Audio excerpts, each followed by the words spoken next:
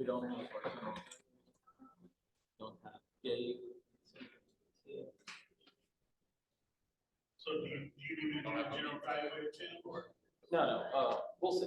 They'll show up. You don't have a meeting yet. People show up sometimes. You want to? Yeah, it's nice.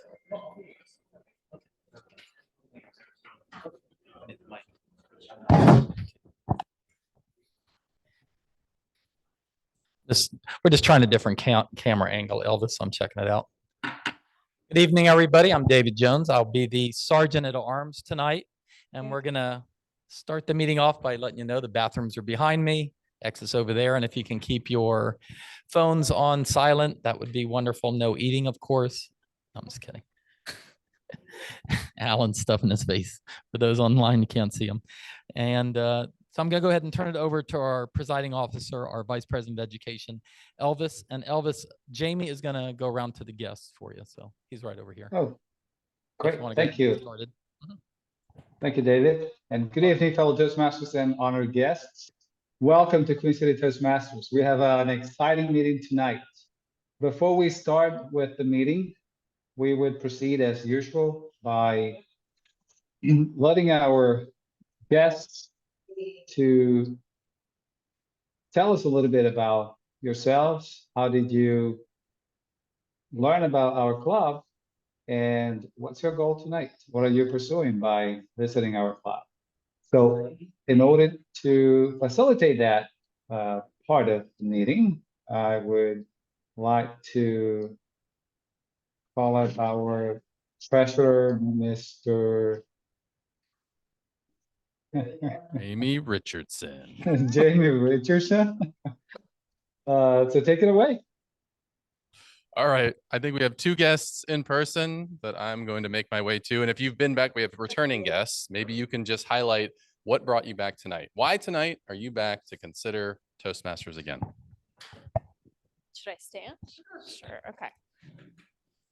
Hi guys, I'm Carrie. I've been here a couple times. I'm technically a member now, so that's cool. I'm not really a guest anymore. But I came back tonight to continue getting better at articulating my thoughts in the moment. So. And one more. Hey everyone, my name is Hassan. I've been here about a couple of times now. Familiar face, yeah. Kind of going over what Carrie said. I came here to kind of articulate my thoughts. But something I do wanted to come here today was because I promised Colin, which is not here today, that I'm going to go up and do a table topic. So I'm excited about that. All right, Elvis, that's all of our guests for today. Well, thank you so much, Jamie. And next up, as you know, we have a meeting run by volunteers. And every week we have someone who leads the meeting, and it's called the Toastmaster of the Day. Tonight, we have our Mr. Queen City Toastmaster performing our Toastmaster of the Day. He has been a past president, is currently club growth director, and was also a area director and district director, division director. So please help me welcome the Toastmaster of the Day, Mr. David Jones. Thank you, Elvis. Thank you. This week is National Words Matter Week. It seems like we always have either a National Day or a National Week, but words matter. And I thought it was fitting because we're Toastmasters and we have to use our words to communicate. And one of the better examples I heard about words, and it's not just the words, but they're how we use them, how we emphasize them. There was a motivational speaker, he's since passed, his name's Zig Ziglar, and he was also a Toastmaster. And he had a great example, so I'm going to copy it verbatim from him. And the sentence that he used was, "I did not kick your dog." Now, you might think that just has one meaning, but it has multiple meaning. For instance, if I said, "I did not kick your dog," it was Bill. Bill's the one that kicked your dog. It wasn't me. I could also say, "I did not kick your dog. I went over and I tickled him. I pet him. I had fun with him. You could also say, I did not kick your dog. I kicked Rodney's dog. And then finally, I did not kick your dog. I kicked your cat.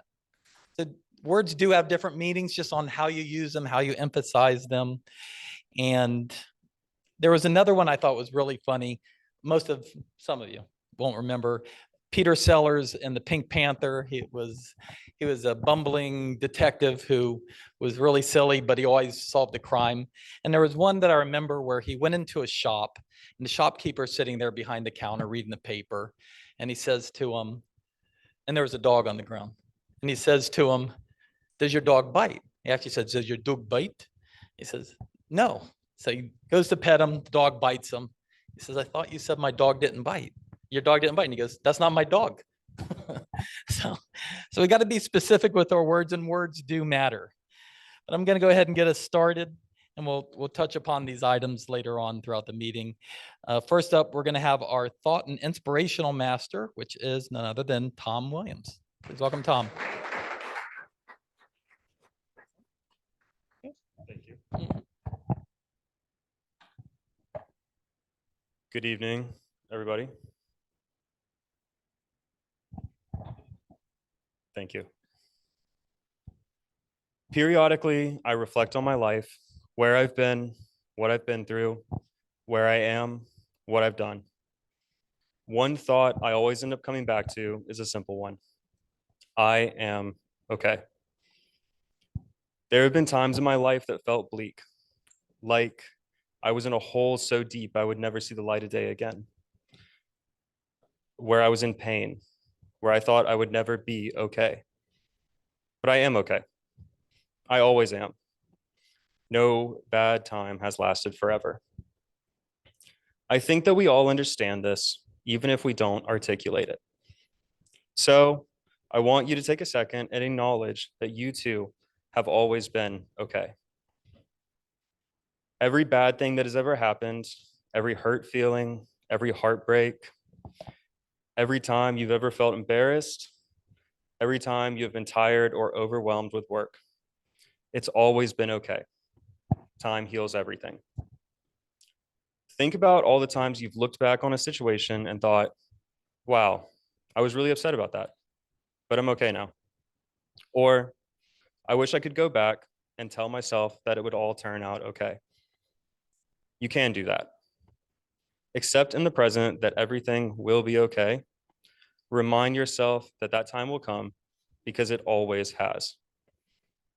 In this way, this makes you invincible because no matter what, you will always be okay. All you need to do is keep your head up. Thank you. Thank you, Tom. Appreciate it.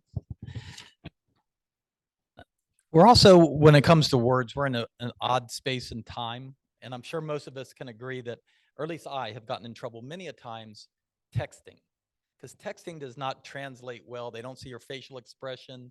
They don't hear your humor. And I still do it, but I still get in trouble probably weekly with either my daughters or friends or district leaders, because I'll text them something. They just don't get the humor because there's no humor in text. So we really need to be careful when it comes to words when we text. We're going to have a guest of ours from Monday 6-0 and also a speech contestant. We'll just leave it at that. He's going to be he is our grammarian today. Please welcome Daryl.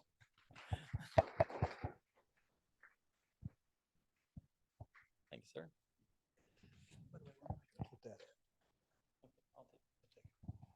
Hello, everybody. Thank you. I'm Daryl Horowitz. David mentioned a couple things before I get to the word of the day. My job as a grammarian. He mentioned words matter, which I think is so important. I'm a member of the Charlotte Writers Club, and that was actually what I was hoping to have for their catchphrase at the 100th anniversary a couple of years ago, but they decided not to do it at the time. But like, words do matter, and it's something that's really important. He also mentioned Zig Ziglar. I was very shy growing up. I would never have been in front of here talking to people. I would never have gotten into sales like I ended up getting into. And I ended up doing very good in sales. The first book I ever read on sales, And the best book I ever read on sales was Zig Ziglar, Secrets of Closing the Sale. I don't know if anyone's read it. If anyone's in sales, it's a phenomenal book. And I learned so much from it. I had so much highlighted in there that all I have to do is pick that book up, open it up, and I would immediately know so much more than I do now again, because I probably forgot some of it. So anyway, my job as grammarian is to listen for words that are like so and and maybe a double clutch where you start saying a word and you stop and you repeat it. And I'm also going to look for good words that you say. So something that's really out of the ordinary, so to speak. I'm going to try to write that down. And I'm going to ask everyone a favor. I don't always hear perfectly in here. So if you talk closer to the mic, like so I could catch it, I don't want to miss your great words. So if you could do that for me, I'm going to catch your words. And for the word of the day, I have an absolutely amazing word. And my thought came about for that because I ended up buying a property a week ago that's being built right now. And I've been wanting to do that ever since I moved to Charlotte in late 2019. And I never thought I was going to find something that I liked with the way the market got. And I finally did. So I go, what word can I come up with that I could use as being a grammarian? And I thought amazing was the perfect word because I felt amazing that I was able to find something I really wanted in my price range and not bidding against a bunch of people for it either. So now all I got to do is wait for it. Now it should be late July, but amazing is the word of the day. And I hope you use that word. Thank you very much. Thank you, Daryl, for stepping in. I appreciate it. All right. And another guest from the number one in the district, unfortunately, we're number two as far as membership goes, is Alan Assad. He is with Valentine Toastmasters. And I say the number one because they have more members than we do. He's got 45 members. We have 41 members. So we have to give him credit. He's also an area director, and he's going to be our timer today. So please welcome Alan. Did I say that with a lot of enthusiasm? Good evening, fellow Toastmasters and guests. My job will be to keep track of tonight's speeches as far as how long everybody spoke. So just to confirm, are all of the prepared speeches 5 to 7 minutes? All right, thank you. So at 5 minutes, I will hold up the green folder. I'll hold up the yellow folder at 6 minutes and red at 7. For table topics, those are going to be 1 to 2 minutes. I'll hold up the green folder at 1 minute, yellow at 1.5, and red at 2 minutes. And for the speech evaluators, those are 2 to 3 minutes. So I will hold up the green folder at 2 minutes, yellow at 2.5, and 3 minutes, I'll hold up the red folder. And without naming any specific individuals, some people are more genetically predispositioned to linger on in their speeches. So if it reaches that point where you have well outworn your welcome up here, I will hold up this. It says, wrap it up. I hopefully will not have to use that, but if I do, you will know it. Thank you. I think you might be referencing somebody who's online and who's about to come on, but we'll see. So we're going to go ahead and move into our speaking portion of the meetings. And our first speaker is going to be Colin. Colin is representing Queen City Toastmaster in the area contest in a few weeks as the international speech contestant. It's 5 to 7 minutes. It's going to be on Zoom, the area contest, and then the division contest after that. And then the district will be in person. So he wants to be here to, there he is. He wants to be here to practice on Zoom, make sure he's in it. And we're going to have Rodney evaluate you, and probably I'll evaluate you too, just because we want you to win. We haven't won a district contest since 2016. So we have all of our eggs in our basket with this guy right here. So please welcome Colin.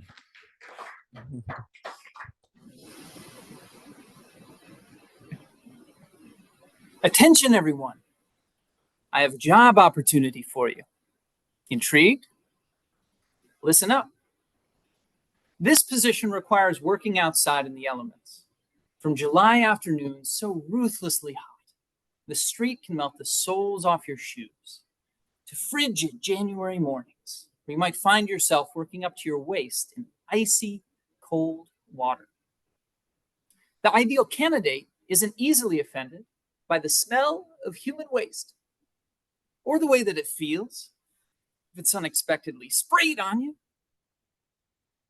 The right hire also enjoys talking with strangers and can keep a steady head when some get angry, threatening, or even violent, simply because of what you do and who you work for. Finally, this is the job for you. If you don't mind responding to emergencies in the middle of the night and then desperately texting your neighbor the following morning to feed your pets or kids if you're still not home. Contest chair, friends, and fellow Toastmasters, would you like to do the job I'm describing? I doubt any of you would, unless perhaps it offered a life-changing sum of money.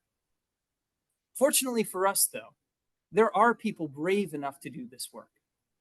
In the Charlotte, North Carolina Water and Sewer Department, where I'm employed, we call these heroes utility technicians. For their labor and sacrifice, they earn a starting pay of just $20 an hour. Barely a living wage to provide a service that, if it didn't exist, would make our community unlivable. Seriously, can you imagine living somewhere you couldn't sip, brush, wash, or flush in the comfort of your own home? I can't. Yet it's so easy to take these things and the people that make them possible for granted.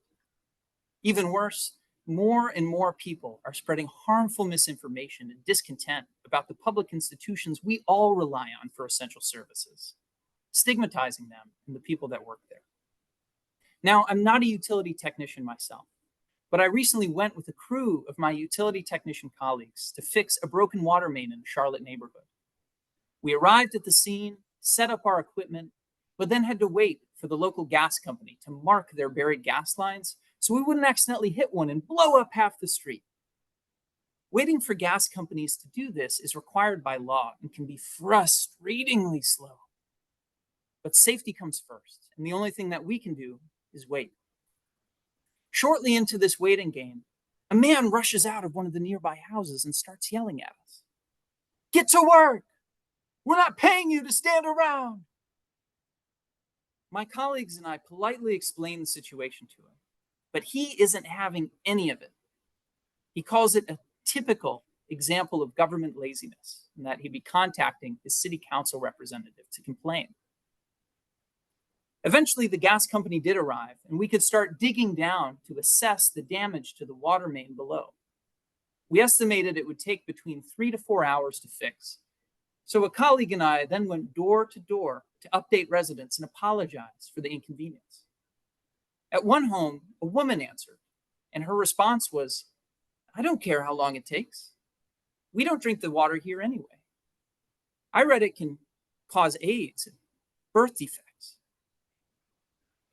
My colleague and I politely stated that her concerns were misguided and that the water we provide is more strictly regulated, treated, and tested than any type of bottled water or beverage you can buy in the local store.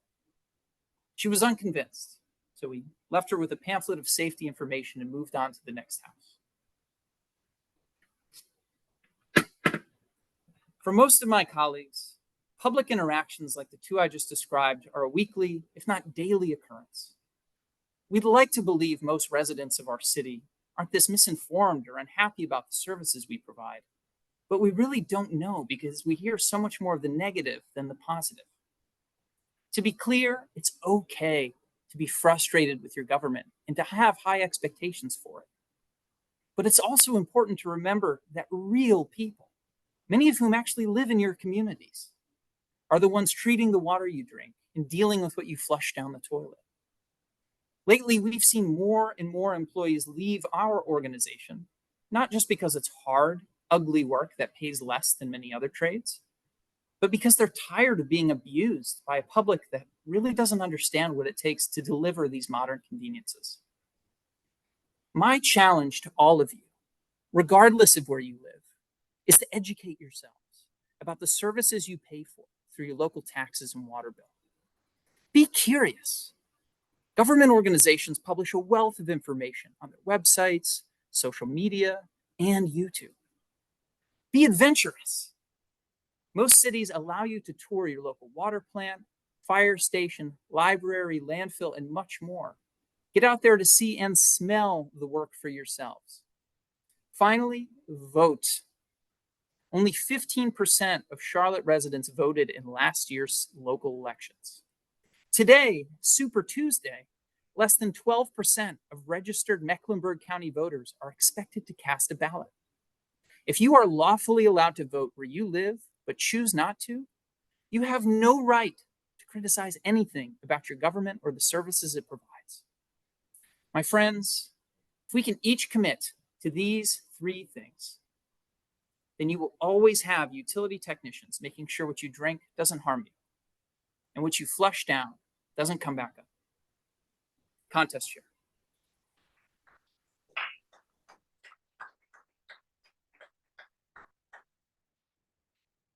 All right, thank you, Colin. Hold on.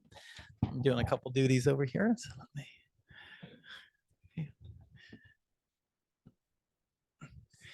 And I turned it off. Just like, there we go. We have a few officers out tonight who usually help out with the cameras. I mentioned that Colin is our great hope for winning for Queen City, but Andrea is also part of the international speech contest for a different club for high altitude. We also want her to win. So they'll duke it out hopefully at the district level. So I don't want to say we don't want Andrea to win as a club member, but she's representing another club. So no. All right, so next up is going to be our next speaker, which is Gabe. And unfortunately, Gabe, I don't have any information on your speech, but it's from 5 to 7, Mr. Timer. He's going to surprise us with what it is. And I have to say, Colin's speech was amazing. All right, just had to get the word of the day in. Thank you, Gabe. Thank you, David, for wearing numerous hats tonight. You're doing an amazing job.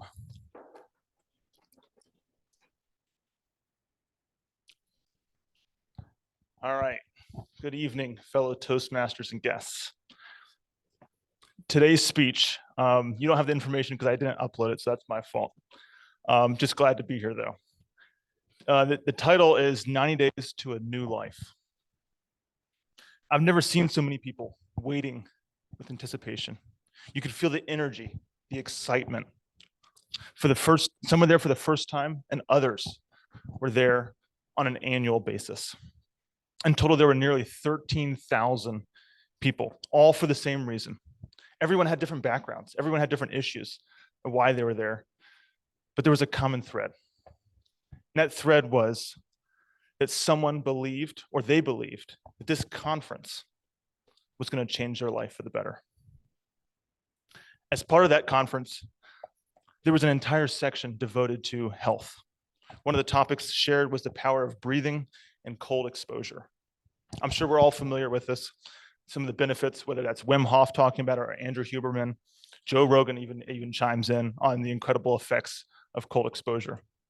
After coming back from this conference, which I also attended, I was talking with one of my friends, and we debated going and doing that together. We looked at videos, we compared strategies, but we never ended up doing something together.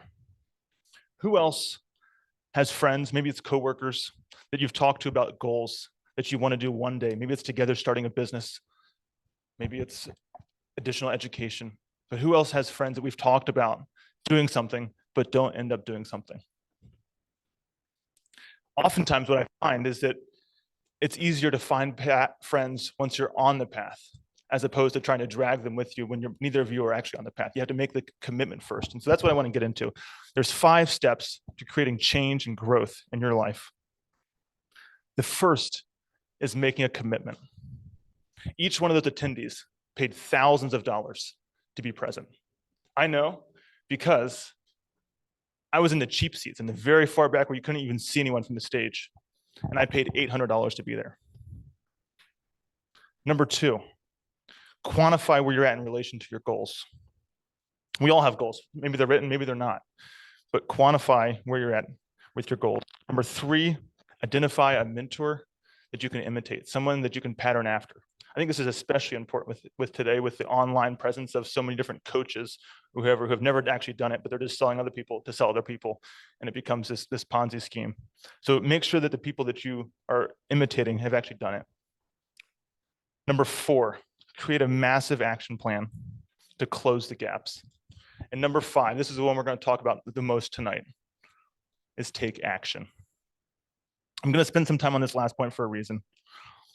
So many people, myself included, get caught up in planning.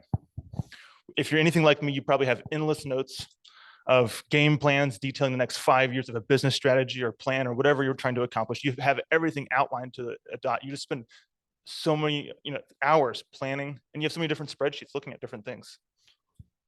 Planning is great, but if that's all you do, you'll end up miserable. And the reason why some people don't take action, if you ask, hey, Gabe, why don't people take action? There's a number of reasons, but one of the main reasons people don't take action is because we as people crave certainty. We're unsure of if we take something that's huge, if we have a big goal, audacious goal, we're unsure of what the next 5 steps are going to be. We can barely look at the next one and say, man, I don't know where this is going to lead, so I'm afraid to do it. So I'm just going to stay and play it safe, be conservative, because I know that these conservative steps, I know what those outcomes will be, and I can play it safe there. So we crave certainty because we're concerned there. Who has heard the quote, execution eats strategy for breakfast? Has anyone heard that quote? It's a famous business quote, apparently not in this room anyway. And there's a reason why, and it's because oftentimes, if you're still while I'm still outlining my approach on how I'm going to approach a client, you've already introduced yourself and closed the deal. The thing is this, you can plan all you want, but if you're not willing to take that first step and take action, you're not going to be able to do anything. And I'm going to quote someone who's already been quoted twice tonight. But I did mention he was a Toastmaster, I think a few weeks ago, maybe it was a month ago.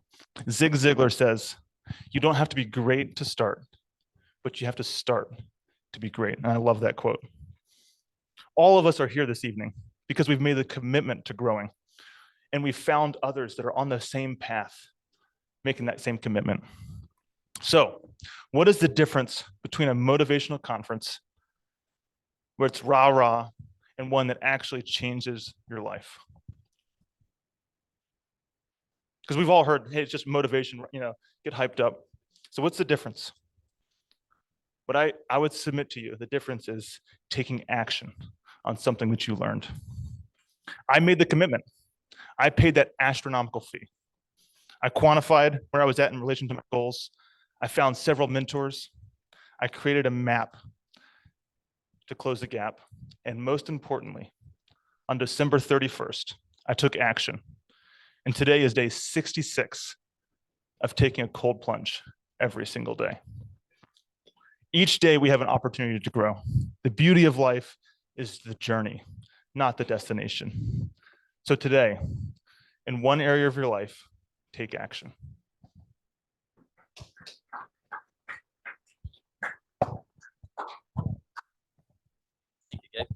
Thank you. That was amazing. And I know our next speech is going to be amazing because it is Bill Fountain, who always educates us and entertains us. And Bill's speech is from Pathways Presentation Masteries Level 3, Persuasive Speaking, 5 to 7 minutes. And it is Military Recruitment Challenges, which I think is going to be a good one to find out. So please welcome Bill Fountain.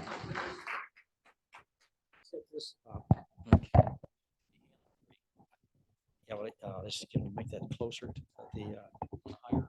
Yeah, higher and. There you go. That right here in front.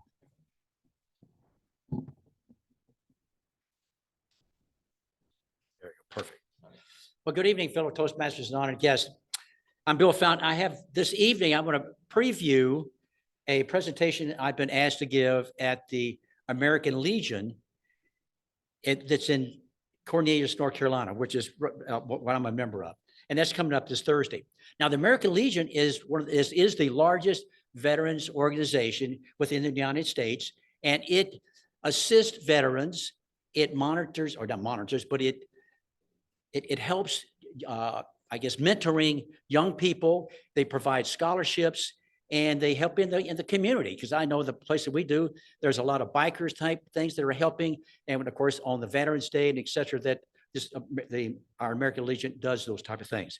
Also, these legions were formed in 1919 during the part in Paris as part of the World War I, I guess called expeditionary forces.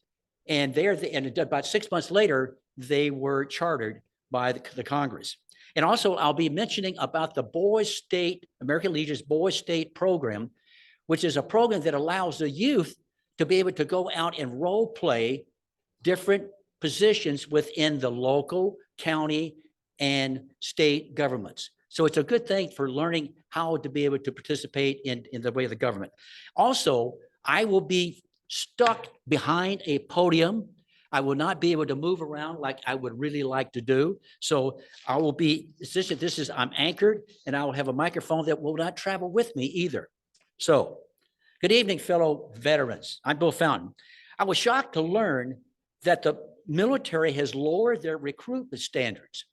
My wife had called my attention to a TV program she was watching called Sean Spicer, and he was interviewing the former Secretary of Veteran Affairs, a guy named Robert Wilkie.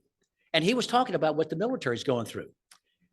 And Wilkie had said that about 80% of the 17 to 24-year-olds are not eligible to get into the military because they lack either education, obesity, or they have a criminal record, or they have some sort of a physical problem.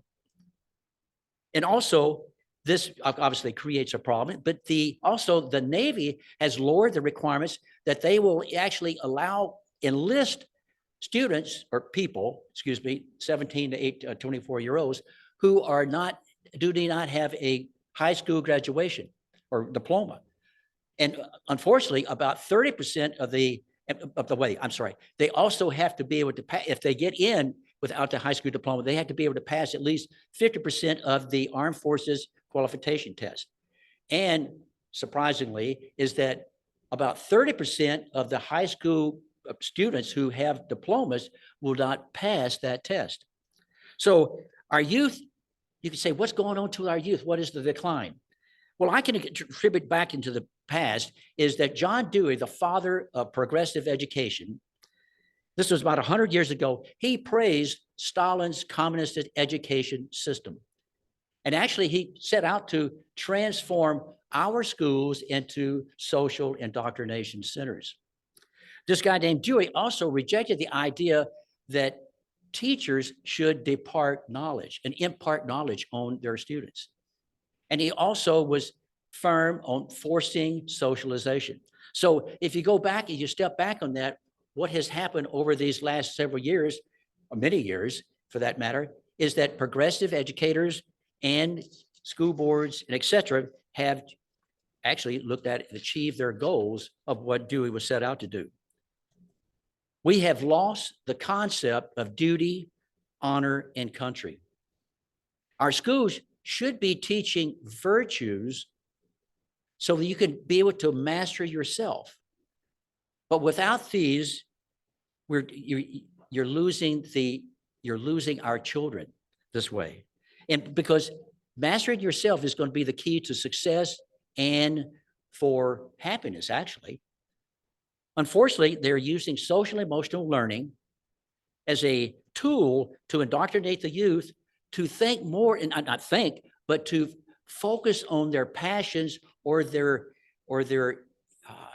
attitudes at things, and not on thinking. So, and also these attitudes are without a moral guideline. So what do we have to do? Well, parents also should be involved in this prize where they help teach the children their moral values and their values and their attitudes. Patriotism is an essential element within the American Legion. And in fact, the American Legions built the Boys State program in 1935 to counter the Soviets' youth pioneer camps, which were formed by the Communist Party. That was started in 1922. So the Boys States, the American Legion's Boys State program, high school program, helps the students learn to be their rights, their privileges, and responsibilities of being a franchise citizen. And this helps to be able to counter what's going on within this public schools. So from my standpoint of view to the American Legion, my fellow veterans, is that we need to continue to support our Tar Heel State Boys State program. Thank you for your attention, and you have a good day.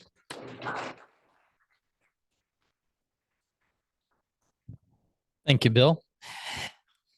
I have to say, it was a little depressing. I don't know if I'm there, especially the Navy requirements now. That's kind of depressing a little bit, but I guess it is what it is today. So, all right, I'm going to give you another Zig Ziglar quiz or quote, and it's why I'm part of the district leadership.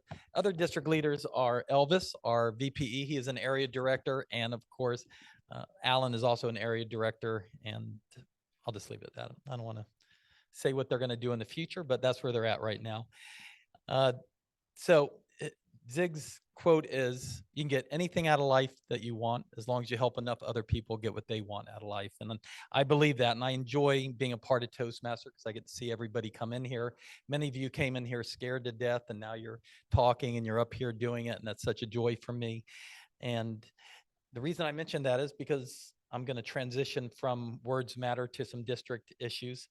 And the main one for the club, and it's also for the district and the international, is club dues are due by the end of this month for the members. And I didn't realize it until I got into the district leadership, but the club dues, all of it, well, except for the club part. So you pay $60 for international, and then you have your club dues, which pays for the water and the drinks and all the other little fun stuff that we have. But all those dues go up to Toastmasters International, which is in Colorado. And then they kind of trickle down just a little bit to the district so we can run contests and have our conferences and stuff. So your dues are important, not just for the club, but for Toastmasters International, from other Toastmasters around the world. So make sure you get those dues in by the end of the month. And the next part of our meeting, and I have to ask her, is we always call her Andrea Chocolate Butterfly Williams, but I think it's Andrea the Chocolate Butterfly Williams, right? Yeah, got to start throwing the in there. And she's going to lead us on table topics, explain it. And so please welcome Andrea Williams, the Chocolate Butterfly. We do like Andrea Williams, the Chocolate Butterfly, or no? Whatever works. Okay. And it's actually, since the lady who gave me the name is in the building, it's actually Andrea Chocolate Butterfly Williams. Hi, everybody. So on this Words Matters week, it means a lot to me, right? And not only was it was amazing that I got to spend some time with our wonderful David here. So it was, he reminded me of that yesterday. And so I saw that the table topics master was available. So I stopped being a grammarian and became the table topics master. So table topics is your opportunity to come up and talk about things that you may not have been expecting. At work, we also are often told at the last minute, oh, I need you to speak on blah, blah, blah, blah, blah, blah, blah. And you're looking at your supervisor like, yeah, right. And so that's what a lot of people do join Toastmasters, especially at where I work at Wells Fargo. That's how a lot of people got to Toastmasters, because they realized they weren't using their words effectively. So that is what our table topics will be centered around. And so if you are a visitor or a member or a visiting member of Toastmasters, you have the opportunity to speak. So if you don't have a speaking role today, I'm asking you to raise your hand and volunteer before I volunteer. Come on. Ladies first.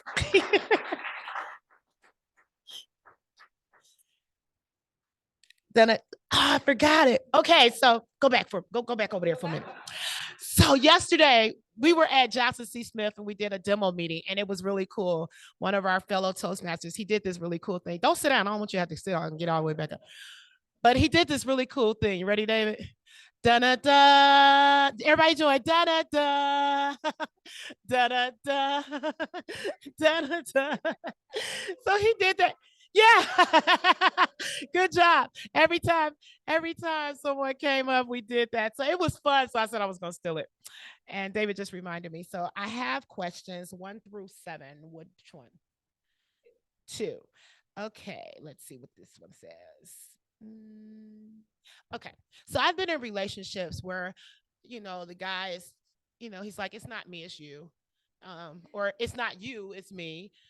Either way, words matter, right? It matters how they say it on how they let you down. So how have words played a role in your relationships to either build them or to let you down? That's a great question.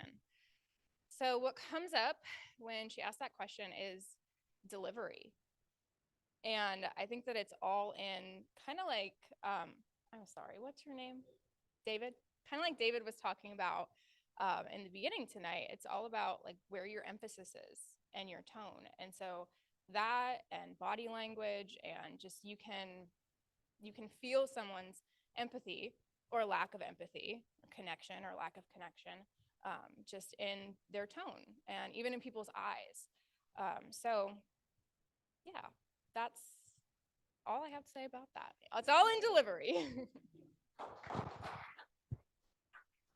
Remind me again of your name. Carrie. Thank you, Carrie. Carrie, was that hard? No. What was it hard to come up? No. So I've been told that doing uncomfortable things is the way you grow, because if you remember when you were younger and your teeth would come out before you got a bigger teeth, you had to go in pain because the tooth had to come out, blood and all that other crap. So it may be uncomfortable, but you get your adult teeth. So let's get our adult teeth today. So who's my next person? Come on down. Da da da. Da da da. Da da da da da da da da da. Okay, I had to get to that. That's my favorite part. And your name again? Hassan. Okay. So 1 through 7, 2 is taken. Which question do you want? I'll take 5. 5. Okay. Okay. I've been in situations where I had mentors. I had good mentors, and then I had those who needed some effective communication. But I did have this one mentor who said, Andrea, you can do this. And she guided me through. And that's where you see me doing what I do today. What mentor has either told you something good that pushed you forward or told you something bad that derailed your plans? Thank you, Madam Toastmaster. What an amazing day to be here today and this on Tuesday. So the question was, what was something that a mentor did that was either positive or negative? What I can talk about is I had a couple mentors in my life. One that popped up to my head was Ross Emery, part of a P31 running mentorship. This is when we went and trained for our first half marathon about a year ago. It was definitely an experience. So some things that he did say, not just him, but just the group of just being around the group of the environment people. He always gave really positive remarks, always told me that I'm able to do certain things, especially when I wanted to stop and quit. He always told me to keep a level head, think your actions through and keep going.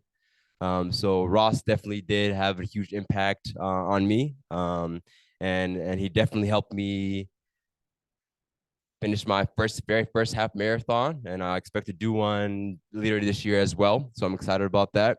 And yeah, thank you so much.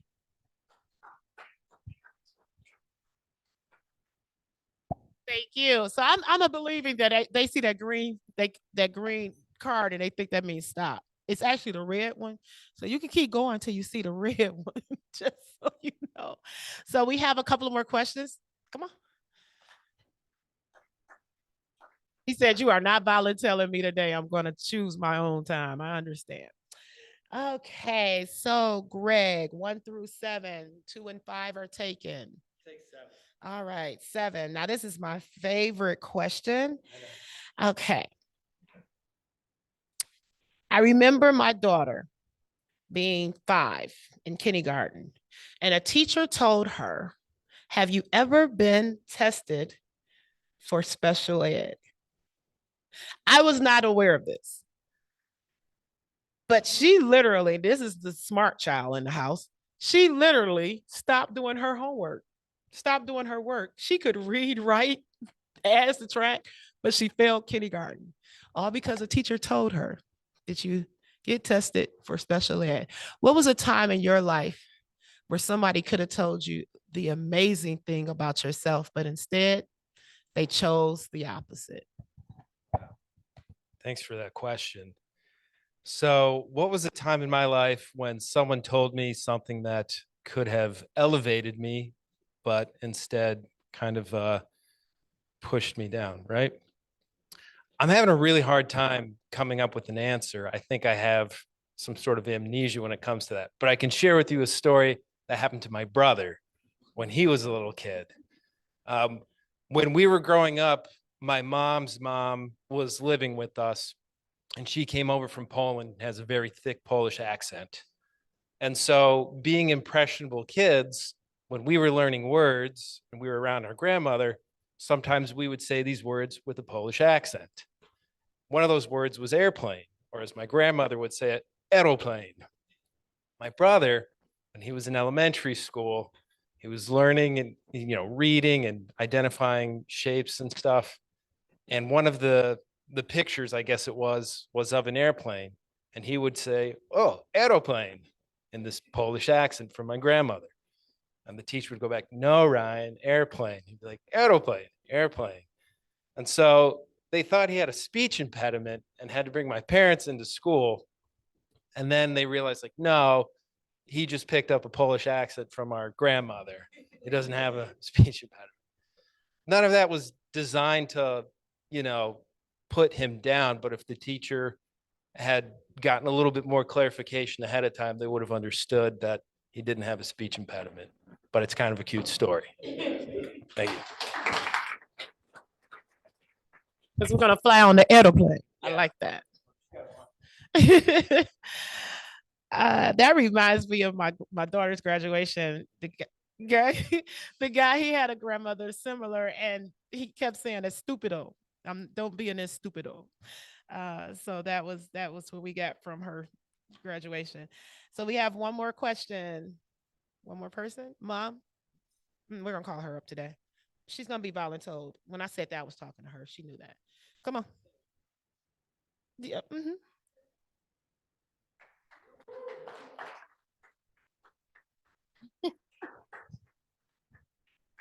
What's she gonna do? Beat me?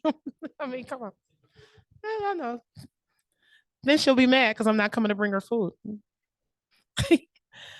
So, my lady, which question would you like? 1 through 7, 1 with 2, 5, and 7 being taken. 6. Okay.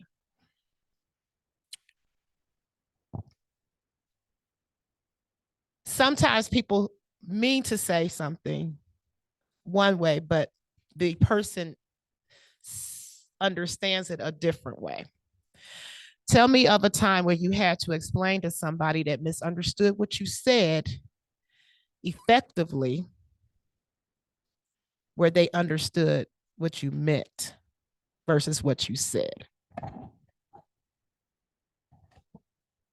Wow.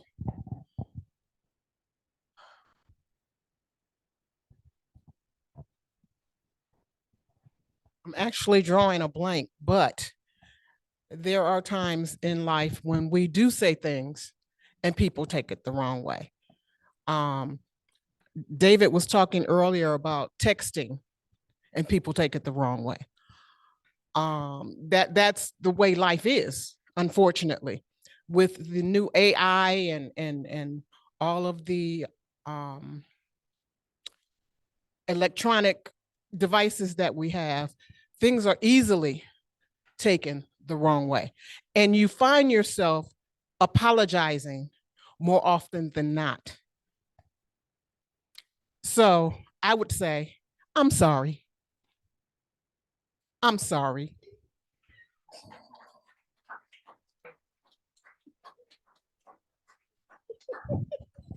I'll just mess with her. No, that was it. So we're done. Okay. So thank you for your time. I hope you learned something today because words matter. Just make sure that you use your words carefully. Back to you, Toastmaster. Thank you, Toastmaster Andrea or Andrea.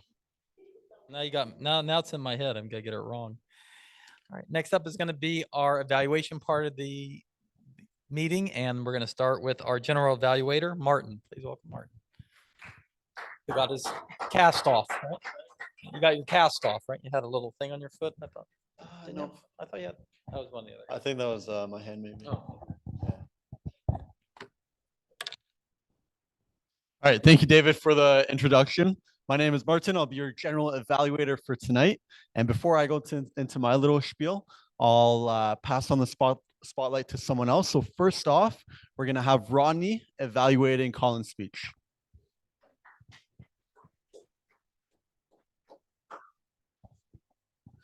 Thank you, Martin. Good evening, Toastmasters and honored guests. Colin, when it came to your speech, one of the things that I found that you did very good on, you opened up with an advertisement or a statement. And with that being said, you had the opportunity to pull the people in and grab their attention. So that was really wonderful. Second of all, when it comes to improvement, I mean, you did a wonderful job. So as far as improvement, just keep doing what you're doing. And then also, this is just something just to take in consideration since you're going to be doing it through Zoom. Just make sure that everything is prepared well in advance when it comes to making sure you have the proper internet connection. People can hear you clearly and people can see you through the camera. And you basically did that tonight. So keep consistent with that. And lastly, on a good note, you allowed your speech to build in terms, you allowed us to follow a story and you also knew your audience. So basically allowing the story to build, it started off where everybody can kind of relate to as far as the job position. And then it got a little bit more technical towards the end, but not too technical to where people can understand. So basically, overall, you did a very good job. So keep up the good work, and I feel that you're going to win district. So.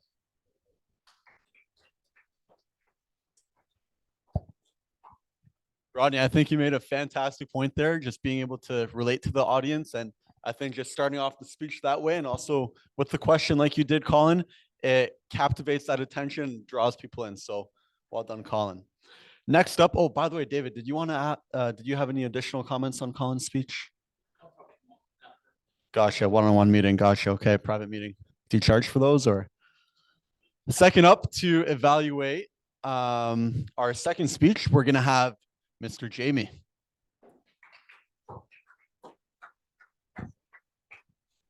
Thank you, Martin. Thank you, Gabe. Congratulations on your speech. I'm going to prepare or deliver my feedback on 3 dimensions: content, structure, and delivery. I'll hit some things that I thought you did a really fantastic job on, and then some things that you might want to think about next time that could improve.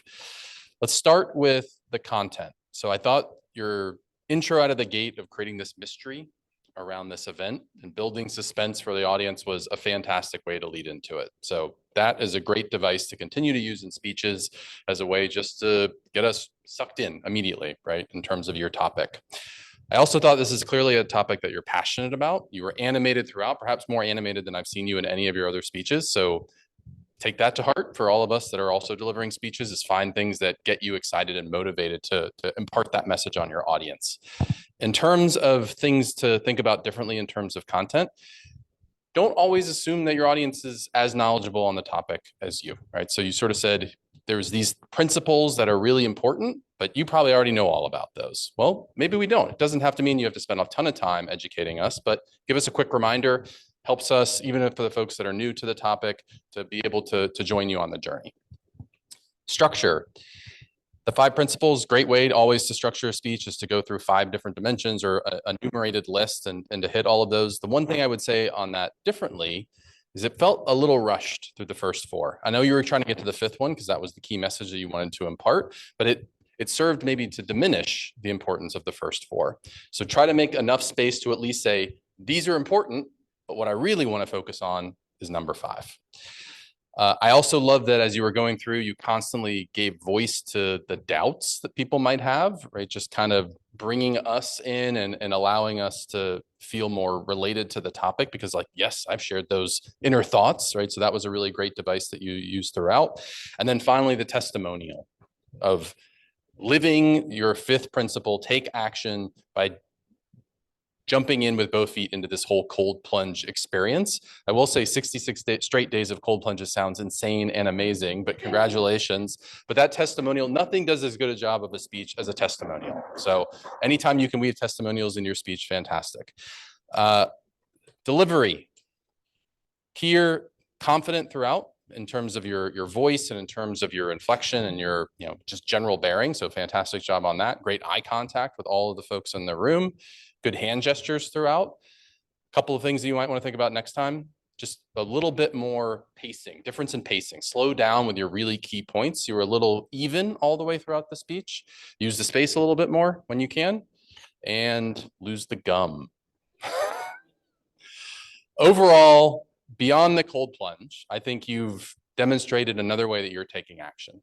And that's getting up here each and every time. I've noticed in the last, 2 months since we've welcomed you back sort of fully into the fold for Queen City Toastmasters, and you've been really deliberate and intentional about getting up here, not only for speeches, but for the roles as well. I applaud you on that, and I can't wait till the next one. Thank you.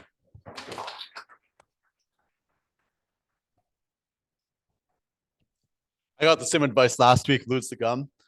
So Jamie, thank you for staying on top of that. Our final speech evaluator, we have Ruben evaluating Mr. Bill Fountain's speech. Ruben.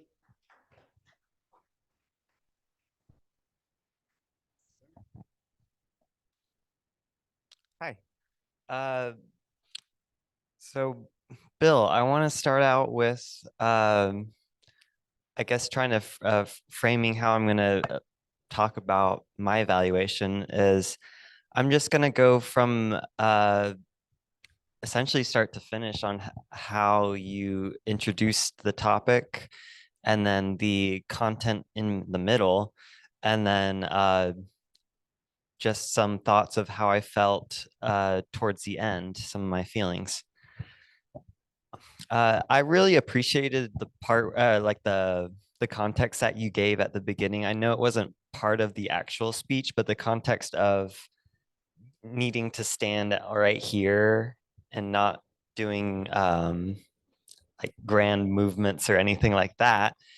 Standing behind the podium and giving some context on who and what the American Legion is was at least really helpful for me to understand what the speech was about, and that context was really important.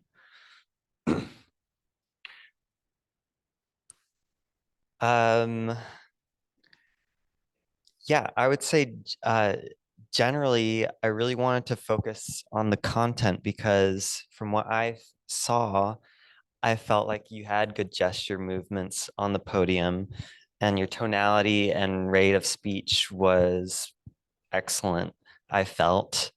I feel like you're really easy to listen to, so it's enjoyable to listen. And I guess that's leading into the content.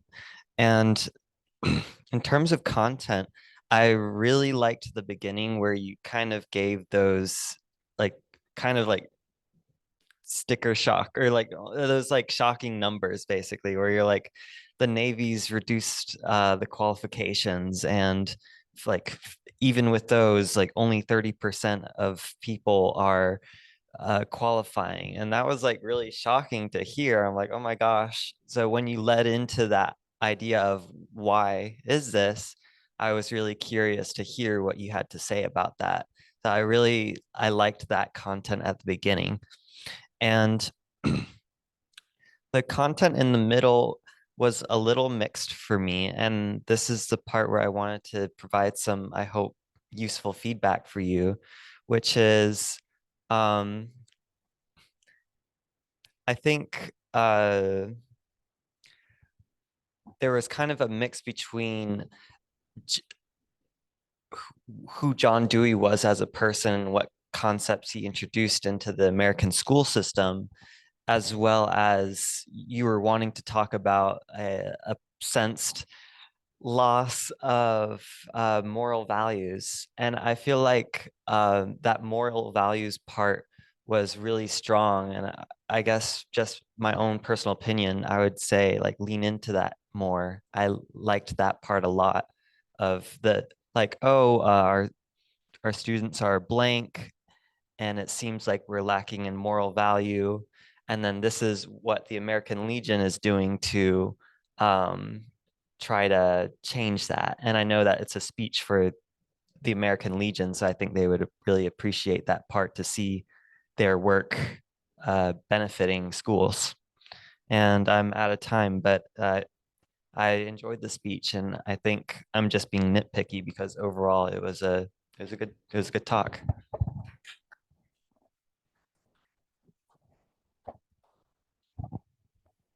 Thank you, Ruben. Awesome. Next up, I will call our, I think it was, I haven't used it yet. You guys are giving me credit for nothing. But next up, I'm gonna have Alan come give us a timers report for the meeting. Alan.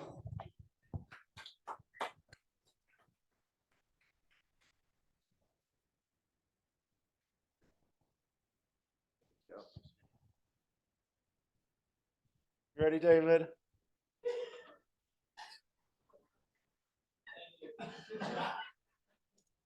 I had to do that because when I checked my Facebook feed 2 weeks ago when I was last here, David could not have captured any less flattering of a picture of me. So I was like, I gotta be prepared this time. I am very happy to report that just about everybody stayed within their allotted times when you factor in the 30-second grace period that goes at the beginning and the end of the allotted times. Colin, you spoke for 6 minutes and 18 seconds, so you stayed within your allotted time. I'm so proud of you. That was amazing. Thank you. And interestingly enough, Gabe and Bill, you both also were right around 6 minutes and 18 seconds, give or take a second. Table topics, Carrie spoke for 40 seconds. Hassan was 1 minute, 15 seconds. Greg was 1 minute, 39 seconds. And Darlene was 55 seconds. For the evaluations, we had Rockney at 1 minute, 33 seconds. Jamie at 3 minutes, 15 seconds. And Ruben just a little bit over 3 minutes and 55 seconds. So I thankfully did not have to hold up my wrap it up sign, although I got a little close there, but that's okay. And this has nothing to do with the timers report, but when we were talking about how we should start using the word "the" in front of Andrea's, what do we call it? Alias, stage name, character. Well, anyway, it just occurred to me, yeah, we should do that because honestly, Megan Stallion and Chance Rapper just don't have the same ring to it without that conjunction in it. So we'll just be sure to keep that in mind going forward. And that is my report. Thank you, Alan. Lastly, I'm going to have Daryl come up and give us a final grammarian's report for the meeting.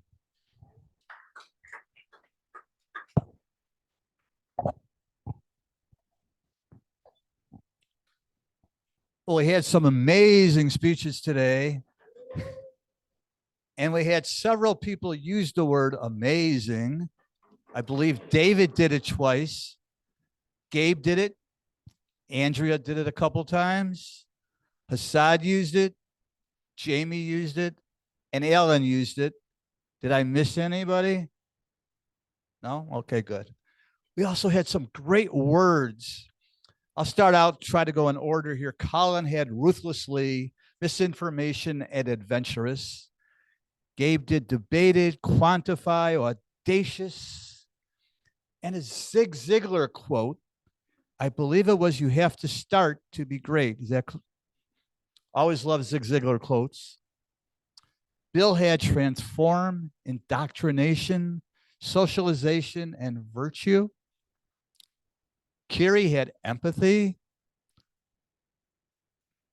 David gave a quote again from Zig Ziglar. You can get anything out of life you want if you help others get what they want out of life, which is a great saying. And being in sales, that's something too. If you could help those people get what they want, you're going to get what you want too. So apropos, excellent quote. I had Ruben with context and tonality. Jamie had passionate, animated, and diminished. And Martin, you had captivates. And my favorite word of the day, outside of amazing, was spiel. You don't always hear spiel all the time, but that's a great word to throw out there. And kudos on that. Outside of that, we had a few so's and one but everyone was pretty good in general. And great words and great meeting and an amazing meeting.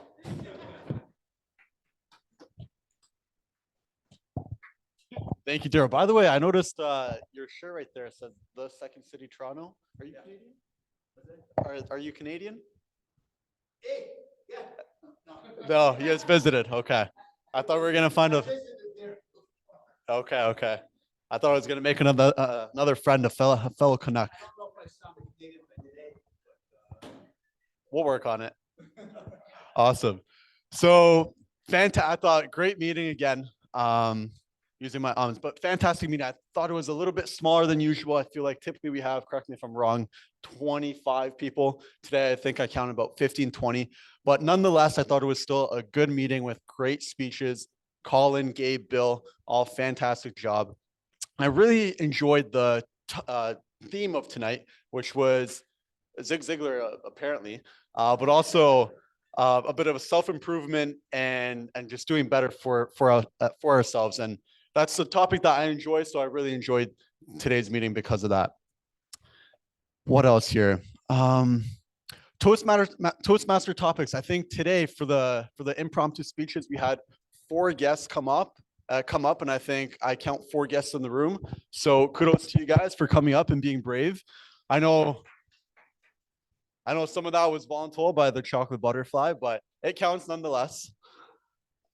Lastly, maybe not lastly, but I also did want to thank Alan and Daryl for stepping in last minute for some roles there.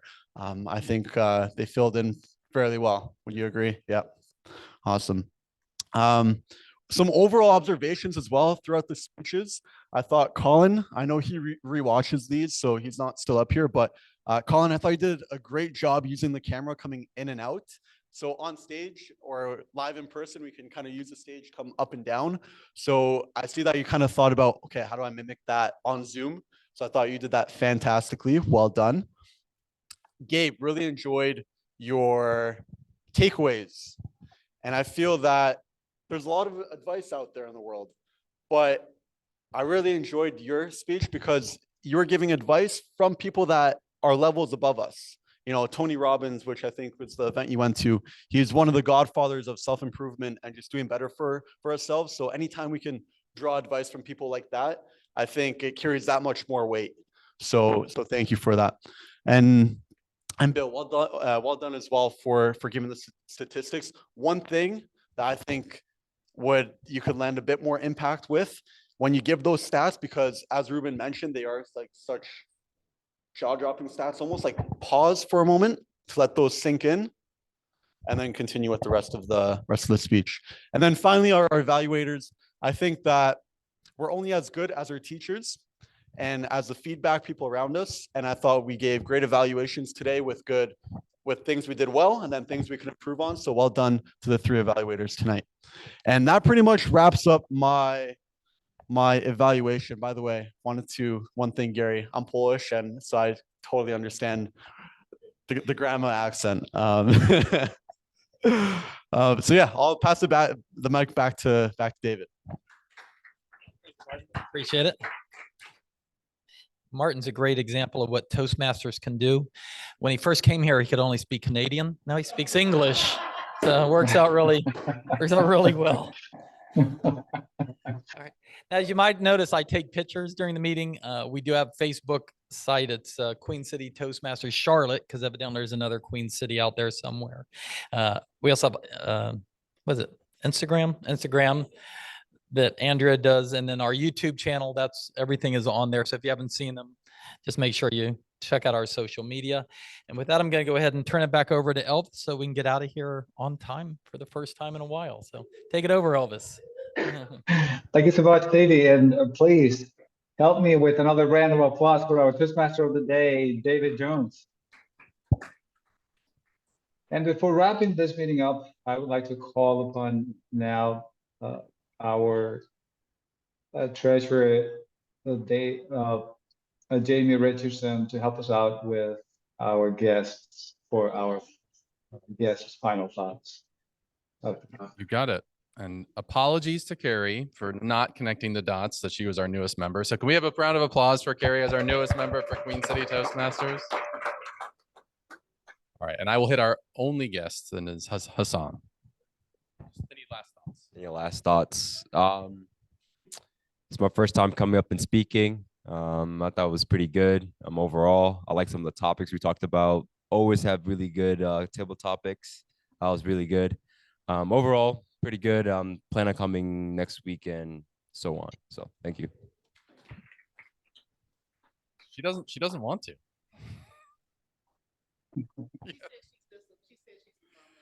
You'll have to come back next time so you can join us as a guest officially.